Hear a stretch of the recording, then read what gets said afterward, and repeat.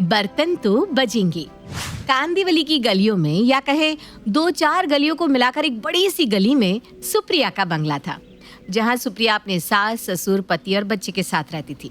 सुप्रिया चाहे जो भी काम करे, हर वक्त उसके हाथ में मोबाइल रहता था, पर उससे वो रील्स नहीं बनाती थी, उससे वो बात कर रही होती थी अपनी देवरानी से। आपने गलत नहीं सुना, देवरानी से ही। एक हाथ में चाय का ट्रे पकड़े और दूसरे हाथ में वीडियो कॉल पर अपनी देवरानी से बात करती हुई सुप्रिया आती है हॉल में। हाँ, मम्मी जी को चाय देने जा रही हूँ। हाँ, हर वक्त बस फोन पर लगे रहती हो दोनों। अरे ज्योति, तुझे ऑफिस नहीं जाना क्या? पहला को मम्मी जी, ऑफिस में ही हूँ, पर काम के बीच में जब तक भाभी से बात ना हो, काम में मन ही नहीं लगता। By God. वैसे भाभी, चाय का रंग जरा फीका नहीं लग रहा है, कुछ अलग किया था क्या? अरे हाँ, तू कल नहीं कह रही थी क्या कि कम पत्ती वाली चाय ज्यादा अच्छी लगती है, इसलिए अब मैंने कम पत्ती डालनी शुरू कर दी है। सिर्फ कम पत्ती नहीं बहू, बातों के चक्कर में तूने चाय में चीनी ही नहीं डाली। सही में क्या मम्मी जी? ओ, गलती से रह गया होगा, लाइए मैं अभी डाल कर ला देती हूँ। चीनी डालना बहू, बातें करते करते नमक मत डाल दियो। कुछ ऐसा प्यार था सुप्रिया और ज्योति में, जो यूं तो देवरानी जिठानी थी, पर दोनों की सुबह एक दूसरे के बिना होती ही नहीं थी। एक रात सुमित ऑफिस से 2 घंटे पहले ही घर आ जाता है और सभी से कहता है, मम्मी, पापा, सुप्रिया, प्रियांशु, सब जल्दी से रेडी हो जाओ, 1 घंटे में हमें बाहर जाना है। अरे भाई, बाहर कहाँ जाना है? और बाहर जाना तो पहले बताना तो चाहिए। तुम तो जवान हो, 5 मिनट में तैयार हो जाओगे, मुझे तो वक्त लगता है। अभी तो मुझे बाथरूम जाना होगा, मेरा पेट साफ नहीं है। ओह।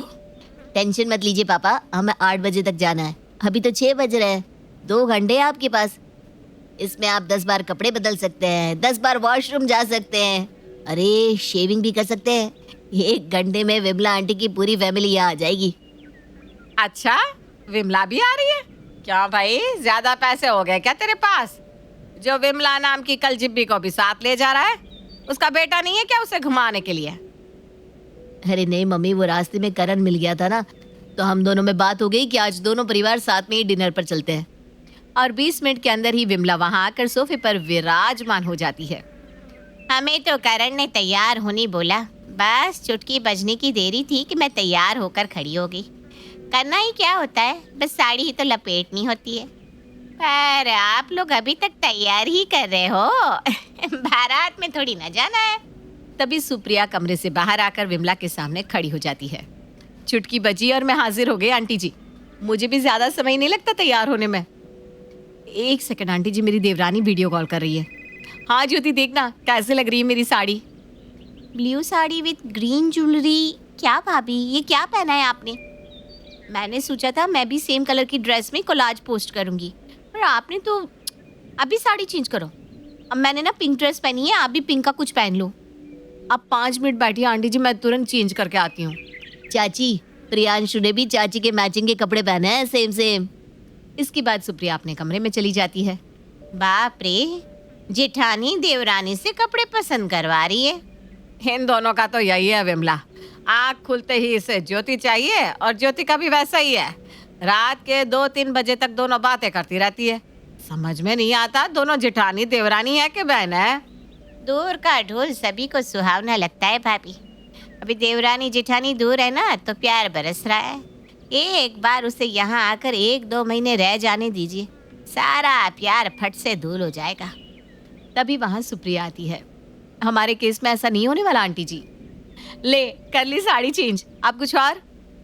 ये क्या हेयर स्टाइल है भाभी? यहाँ ऐसी हेयर स्टाइल ना बूढ़ी औरतें रखती हैं, चेंज करो तो इसे। और ज्वेलरी भी, मेरी भाभी सबसे मॉडर्न दिखनी चाहिए भाई। कभी ये सुप्रिया अपनी हेयर स्टाइल चेंज करती, कभी चप्पल, कभी कपड़े, तो कभी ज्वेलरी, और इसी में 9 बज जाते हैं। टाइम बढ़ने के साथ विमला का पारा भी बढ़ता ही जा रहा था। उससे देवरानी जेठानी का ऐसा प्यार बर्दाश्त भी तो नहीं हो रहा था। पर उसके अलावा बाकी सब नॉर्मल थे, क्योंकि उन्हें जेठानी देवरानी के इस प्यार को देखने की आदत हो चुकी थी। प्यार का ड्रामा। सुप्रिया, एक काम कर, या तो तू वहाँ चली जा या उसे बुला ले। चल करण, हम खाना खाने चलते हैं। इसके इस ड्रामे को देखने में मैं अपना डिनर का टाइम वेस्ट नहीं करूँगी। नहीं नहीं आंटी जी, वो ड्रामा नहीं कर रही है। तुम लोग अपना दिखावा अपने पास रखो भाई, यहाँ मुझे भूख लग रही है और इसका ये कपड़ा बदलना खत्म ही नहीं हो रहा। 2 दिन प्यार नहीं टिकेगा, देख लेना। चल करण। ये कहकर विमला वहां से चली जाती है। उसी रात अपने बिस्तर पर लेटी हुई सुप्रिया वीडियो कॉल पर ज्योति से कहती है, तू यहाँ आ जाना ज्योति, कितना मजा आएगा, दोनों रात को लॉन्ग ड्राइव पर चलेंगे। हाँ सनी आ जाना। वैसे इसीलिए कॉल किया था आज मैंने भैया, वो ना कुछ देर पहले ही ज्योति के ऑफिस से मेल आई है, उसकी जॉब चली गई है। अब यहाँ मैं अकेले जॉब करके खर्चे मैनेज नहीं कर पाऊंगा। प्रतीक के एग्जाम्स भी ओवर हो गए हैं, तो सोच रहा हूँ कि वहीं प्रियांशु के स्कूल में इसका एडमिशन करवा दूंगा। दोनों भाई साथ साथ में स्कूल जाएंगे। मम्मी जी ठीक कहती हैं, विमला आंटी काले जबान की है। आज ही उन्होंने हमारी ट्यूनिंग पर बोला और आज ही लग रहा है सब खत्म हो जाएगा। सनी के ये कहने की देर थी कि सुप्रिया के चेहरे का रंग उड़ जाता है। अभी तो देवरानी पहुंची भी नहीं थी कि सुप्रिया की हरकतें जरा बदली बदली लगने लगी थी। अब सोचिए जब ज्योति अपने ससुराल पधार जाएगी तो क्या होगा। 1 हफ्ते बाद ज्योति, सनी और प्रतीक पहुंच जाते हैं अपने घर के दरवाजे पर। अब ना बजेंगे बर्तन। सुप्रिया बड़ा वीडियो कॉल कर करके सभी चीजों के बारे में पूछती थी। अब देखती हूँ कैसे इसकी उंगली बर्दाश्त करती है। अरे धीरे बोलना विमला, ज्योति सुन लेगी। हर बार की तरह ज्योति और सनी होली या दिवाली पर तो आए नहीं थे कि कहीं भी एडजस्ट कर लेते। अब उन्हें अपना पर्सनल कमरा भी तो चाहिए था। तो सबसे पहले आते ही सनी अपने कमरे में अपने सामान को रख देता है और बाहर आकर कहता है, भाई ये कबोर्ड खाली कर दो ना, हमें अपने कपड़े भी तो रखने होंगे। अरे पर देवर जी, कबर्ड में तो ठंड की रजाइयाँ रखी हुई है, वो सब अब मैं कहाँ रखूँगी। आप लोग नहीं थे ना तो हमने सामान बढ़ा लिया, अब ये सारा एक्स्ट्रा सामान रखेंगे कहाँ। तो फिर मैं आपके रूम में सो जाता हूँ, ट्रैवल करके थक गया हूँ। तब तक आप सोच लो कि सामान कहाँ रखा जाएगा। जहाँ हर बार सनी और ज्योति आते ही अपने भैया और भाभी को गले लग जाते थे, यहाँ तो आते ही बात बिगड़ती दिख रही थी। जा बहू, कमरा ठीक कर दे, तेरी फेवरेट देवरानी आई है। मेरा मतलब है तेरी बहन आई है। हाँ हाँ आई तो है मम्मी जी, वो सनी ना जरा थक गया है तो कुछ भी बोल रहा है। अब वो अकेला तो है नहीं, 3 लोग हैं, सभी के कपड़े रखने होंगे उसे। मैं कबर्ड खाली कर देती हूँ और वो सामान आपके कमरे में रख देती हूँ। किसी के कमरे का कुछ भी सामान मेरे कमरे में नहीं आएगा बहू, बाकी अब तू देख ले। और सुप्रिया को सारा एक्स्ट्रा सामान जो उसने अब तक अपनी प्यारी देवरानी के कमरे में रख रखा था, अपने कमरे में शिफ्ट करना पड़ता है। पूरा कमरा बिखर गया, ये तो बहुत ही परेशानी वाली बात हो गई। तभी सुशीला बाहर से आवाज लगाती है, कमरा ही एडजस्ट करती रहेगी क्या बहू, दोपहर के खाने का वक्त हो गया है।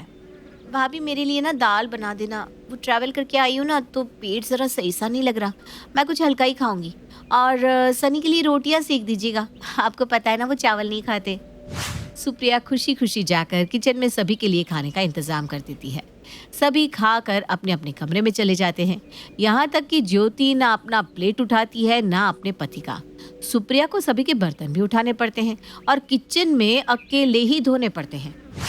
ये क्या बात हुई, सनी को अपना कमरा चाहिए था तो मुंह पर बोल दिया, तो फिर मैं क्यों चुप रहूं। आज तो नेहा थकी हुई होगी, आज कुछ नहीं कहूंगी, पर अगर कल से उसने काम में हाथ नहीं बटाया तो मैं अभी सामने से कह दूंगी, भाई मैं कहीं नौकरानी थोड़ी ना हूं, अपना भी करूं, पापा जी का मम्मी जी का भी करूं, अब इनका भी करूं। पहले दिन तो सुप्रिया कुछ नहीं कहती, पर अगले दिन वो देखती है कि ज्योति तो अपने हिसाब से देर से उठकर बाहर आती है और डाइनिंग टेबल पर रखे खाने को देखते ही कहती है, अरे भाभी ये अपने नाश्ते में पोहे क्यों बना दिए। भाई मुझे तो यही आता है, तू जहाँ से आई है ना वहाँ का खाना समझ आता है तो तू अपना खाना खुद ही बना ले, साथ में ना देवर जी का भी बना लेना, अकेले अब मुझसे इतना काम नहीं होता। वैसे भी मैं तुझसे 5 साल बड़ी हूँ। और हाँ, नाश्ता करके किचन में आ जाना, दोपहर का खाना भी तो तैयार करना है। ये आप मुझसे कैसे बात कर रही हैं भाभी, आज तक आपने मुझे एक प्लेट उठाने को भी नहीं कहा। और अब क्योंकि तब तू मेहमान की तरह आती थी और अब तो इस घर की परमानेंट मेंबर है, अब हमें यहीं साथ रहना है तो काम तो बांटना पड़ेगा कि नहीं। लो जी, लग गई घर की शांति को आग। जा ज्योति, तुझे क्यों आफत आ रही है काम करने में, तू भी तो वीडियो कॉल पर भाभी भाभी करती रहती थी। ऐसा करिए भाभी, इससे अच्छा होगा, खाने में स्वाद आएगा, तो तू जाकर सामने से बता दे अपनी भाभी को। ये कहकर सुशीला ज्योति को सुप्रिया के साथ किचन में भेजती है। इस बात को मुश्किल से 2 घंटे भी नहीं होते कि अचानक ही चिल्लाने की आवाज़ किचन से आने लगती है। सभी भागते हुए किचन में जाते हैं, जहाँ देखते हैं कि सुप्रिया और ज्योति में तगड़ी बहस हो रही है। आज तक तू खिला रही थी क्या पापा जी को, मम्मी जी को? मैंने खिलाया है, तो मुझे ज्यादा पता है उन्हें क्या पसंद है क्या नहीं। खुद के कपड़े तो आप खुद से पसंद नहीं कर पाती भाभी, वो भी ऑफिस में बैठे बैठे मुझे करना पड़ता था, और अब आप मुझे बता रही हैं। प्लीज भाभी। इतने दिनों से इस घर को संभाल रही हूँ मैं, तुझे अपनी देवरानी समझकर थोड़ी छूट क्या दे दी?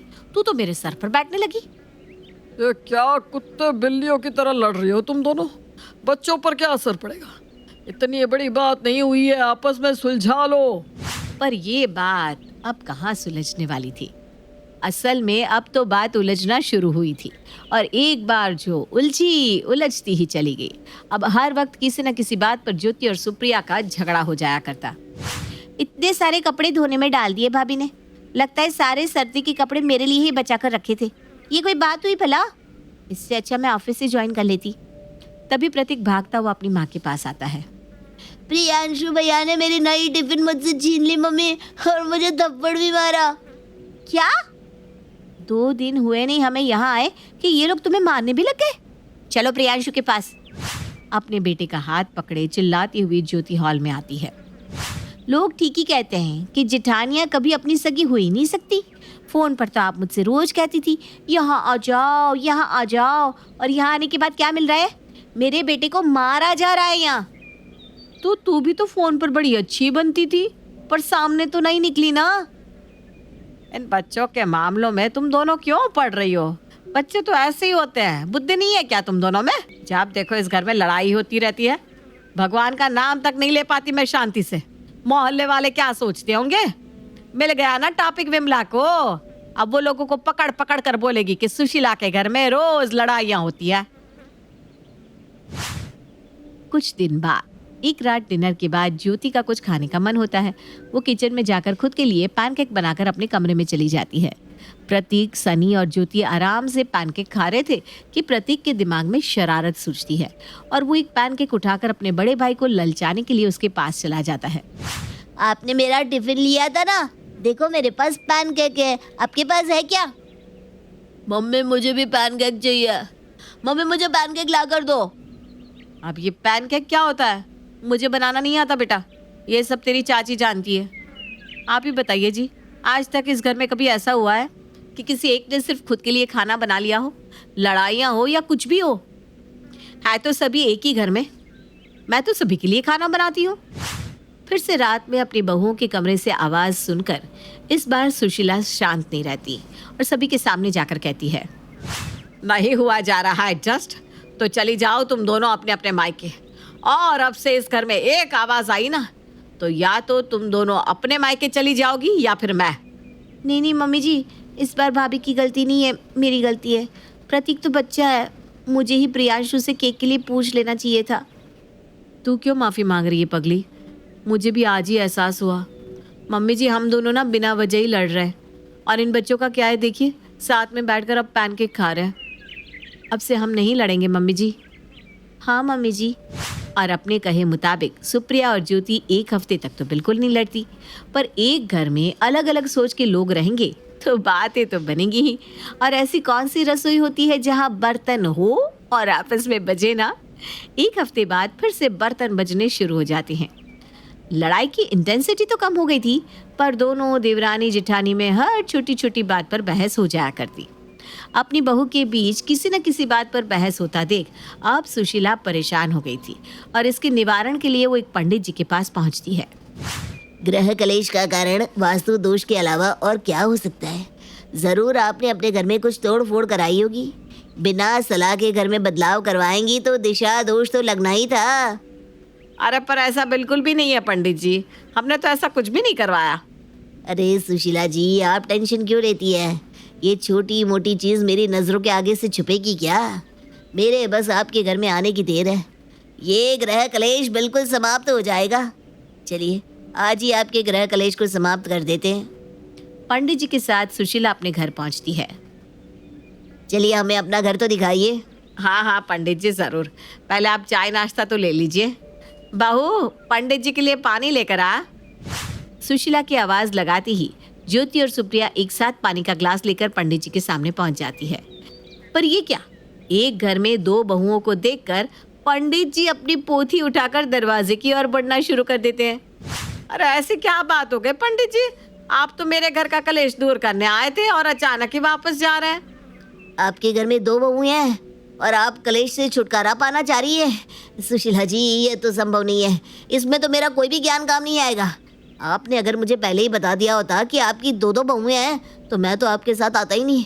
इस कलेश से छुटकारा तो प्रभु भी ना पा सके तो हम और आप क्या हैं। गृहस्थ जीवन की परेशानियां तो गृहस्थ जीवन का सार है। नदी में पानी रहे और वो स्थिर रहे, ऐसा हो सकता है क्या भला? वही तो मम्मी जी, आप भी ना बेकार में टेंशन लेती है। सब अच्छा है पंडित जी। मुझे तो अब ना लड़ाई करने की आदत सी हो गई है। जब तक एक बार कलेश ना करूं मेरा दिल ही नहीं लगता। मम्मी जी, आप ना हमारी बातों को बहुत ज़्यादा सीरियसली ले रही हैं। हमारे बीच मतभेद होता है, मनभेद नहीं। पंडित जी की बातें सुनने के बाद अब सुशीला भी घर के मैटर में ज़्यादा दिमाग लगाना छोड़ देती है। अरे भाई, जब बर्तन है तो बजेंगे ही।